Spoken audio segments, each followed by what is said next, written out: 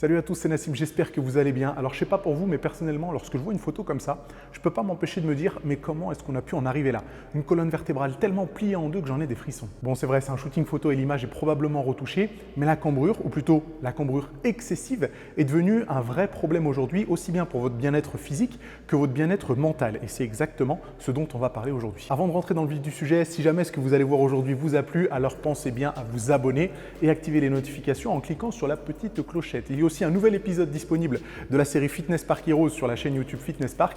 Dans cet épisode, je coach mes 2 challengers, donc allez y faire un tour après avoir visionné cette vidéo. Je vous laisse le lien dans la description. Bon alors, la cambrure excessive, est-ce vraiment le fléau du 21e siècle? Si on fait un tour sur Google et Instagram, on pourrait penser que oui, entre les photos de Kim Kardashian, de Zaya, de Kylie Jenner ou encore la championne toute catégorie de pliage de colonne vertébrale Jen Selter, le constat est sans appel. En tant que coach sportif, lorsque je vois des exemples comme ça, je ne peux pas m'empêcher de saigner des yeux. Alors certes, j'ai pris des exemples un peu extrêmes, quoique, et on pourrait penser que ces personnes ne posent comme ça que pour leurs photos. Mais lorsqu'on a plusieurs millions de followers, on peut imaginer que prendre des photos de sa cambrure occupe une bonne partie de sa journée. En réalité, la recherche de la cambrure la plus extrême possible n'est absolument pas un phénomène nouveau. On pourrait remonter 150 ans en arrière et trouver des exemples de cambrure assez extrêmes. Donc, malgré ce qu'on pourrait penser, c'est pas vraiment un fléau du 21e siècle. Que ce soit via des photos ou des dessins d'époque, on remarque bien que affiner la taille pour accentuer cet effet de cambrure a très souvent été au centre des préoccupations. On peut même, en cherchant un petit peu, trouver des exemples encore plus choquants qu'aujourd'hui. J'ai bien dit a souvent été au centre des préoccupations parce que ça n'a pas toujours été le cas. Comme pour beaucoup de choses, la mode de la cambrure excessive disparaît et réapparaît au fil des années, au fil des décennies. On était probablement au max de la cambrure à la fin du 19e siècle, mais c'est un phénomène qui s'estompe dans les années 20 et on imagine bien pourquoi. Les femmes avaient probablement autre chose à foutre que de porter un corset après la Première Guerre mondiale. Et puis c'est revenu dans les années 50, avant de repartir dans les années 60, avant de revenir dans les années 80, avant de repartir dans les années 90. Et aujourd'hui, on est en plein dedans. Le souci, comme je l'ai dit en début de vidéo, c'est que vouloir accentuer excessivement sa cambrure, c'est pas la meilleure chose à faire, aussi bien pour son bien-être physique que pour son bien-être mental. Pourquoi mentalement? Alors je suis pas psychologue, mais vouloir modifier la posture naturelle de son squelette pour qu'il corresponde à ce que la société considère comme beau, je pense que c'est pas génial. Alors bien sûr, chacun fait ce qu'il veut de son squelette, là n'est pas la question, mais mieux vaut y réfléchir 2 fois avant de plonger tête baissée dans cette mode. Et deuxième chose, pourquoi physiquement ça peut poser des problèmes? Eh bien tout simplement parce que ça fait mal. Chercher à exagérer la cambrure naturelle de la colonne, c'est le meilleur moyen pour avoir mal au dos, mais aussi avoir mal aux hanches, avoir mal aux genoux, avoir mal au ventre, provoquer des problèmes de digestion. Qui dit problème de digestion dit difficulté à dormir, mauvaise humeur, fatigue excessive, en gros c'est de la merde. Attention, je ne cherche pas à culpabiliser les personnes qui auraient une cambrure un petit peu trop prononcée parce que ça peut arriver sans qu'on cherche vraiment à exagérer le phénomène. Lorsque j'ai commencé la musculation, je me suis très vite retrouvé avec une cambrure excessive sans vraiment comprendre pourquoi. Depuis que j'ai su identifier le problème, ça va beaucoup mieux et tant qu'à faire, autant partager ces conseils avec vous. Après tout, c'est un peu mon métier. Déjà, quels sont les facteurs qui peuvent causer ou aggraver une cambrure qui serait un peu trop prononcée?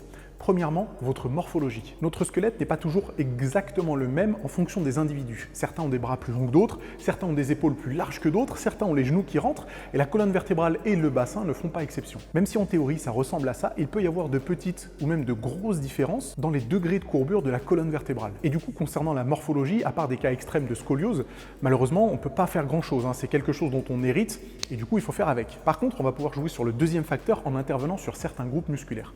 Le rôle de vos muscles, c'est de faire bouger votre squelette. Si je monte le bras, c'est parce que certains groupes musculaires se sont contractés et que d'autres se sont relâchés. Mais les muscles peuvent aussi modifier la position de votre squelette lorsque vous êtes au repos. Si par exemple, pour parler vulgairement, j'ai les épaules qui rentrent, c'est probablement parce que j'ai certains groupes musculaires qui se sont trop raccourcis et d'autres groupes musculaires qui sont trop relâchés. En renforçant les muscles qui sont trop relâchés et en étirant les muscles qui sont trop raccourcis, on peut récupérer une position naturelle qui sera moins agressive pour les articulations. Eh bien, c'est exactement le même principe pour la colonne vertébrale et le bassin. La cambrure est directement liée à votre colonne vertébrale et à votre bassin.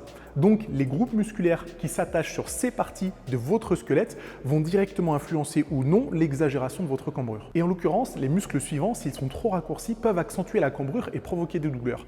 Vous avez le psoas qui va littéralement tirer sur le bas de la colonne vertébrale lorsqu'il est trop raccourci. Vous avez les quadriceps et en particulier le droit antérieur qui va tirer le bassin sur l'avant pour provoquer ce qu'on appelle une antéversion et creuser le bas du dos. Et vous avez le carré des lombes qu'on appelle vulgairement les lombaires, qui peut aussi accentuer l'antéversion du bassin. Mais d'un autre côté, si les muscles suivants sont trop relâchés, ils peuvent aussi accentuer le problème. Vous avez les ischios, vous avez le grand fessier, vous avez le grand droit de l'abdomen. Donc en clair, pour résoudre le problème, il faut étirer les muscles en rouge et il va falloir renforcer les muscles en vert pour que votre bassin puisse récupérer une position normale et pour que du coup votre cambrure ne soit pas accentuée. Comment renforcer les muscles en vert? Eh bien c'est simple, vous avez déjà plusieurs vidéos sur ma chaîne qui traitent de ces sujets, des entraînements pour les fesses, pour les ischios et pour les abdos. Je vous mets les liens de ces vidéos dans la description. Intégrez ces exercices à votre routine, vous faites preuve de rigueur et de patience. Je suis certain que toutes les douleurs liées à une cambrure excessive disparaîtront rapidement. Et voilà, c'est déjà terminé. J'espère que ça vous a plu. Si c'est le cas, pensez bien à vous abonner et à activer les notifications.